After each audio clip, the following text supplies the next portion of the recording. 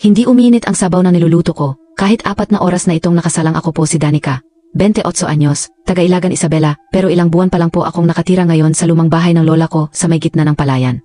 Namatay po siya noong Enero at dahil ako lang ang walang asawa sa aming magkakapatid, ako na ang napilitang manirahan dito pansamantala habang inaayos pa raw ang mga papeles ng titulo.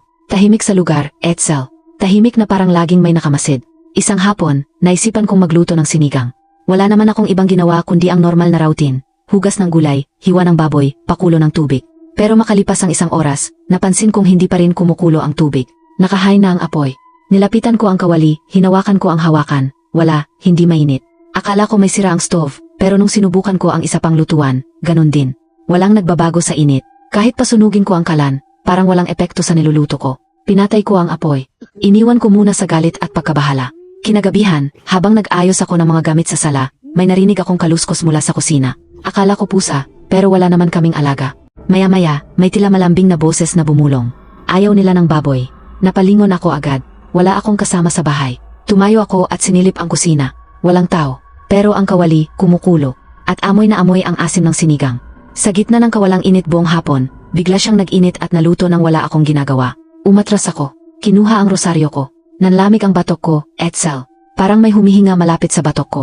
Kinabukasan, may napansin akong matandang babae na nakaupo sa gilid ng palayan. Nakaputi. Nakatitig lang sa bahay. Nang makita ko siya, ngumiti siya at sumenyas na lumapit ako.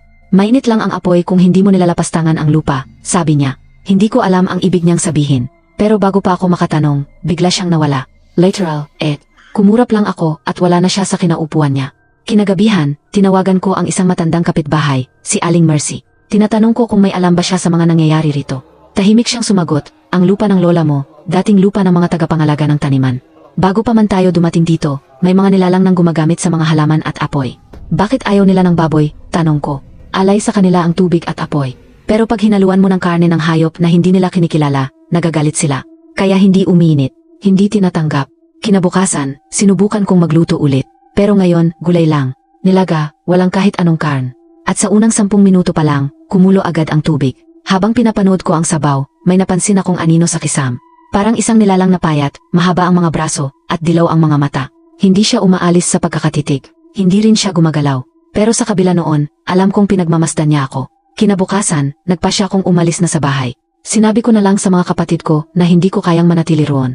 Ngayon po ay nakikitira ako sa pinsan ko habang hinihintay kung ano ang magiging plano sa bahay. Tahimik na ang mga gabi ko. Pero minsan, kapag nagluluto ako ng sinigang, bigla ko pa rin naamoy ang sabaw na dati ay hindi umiinit. At nararamdaman ko pa rin ang hininga sa batok ko.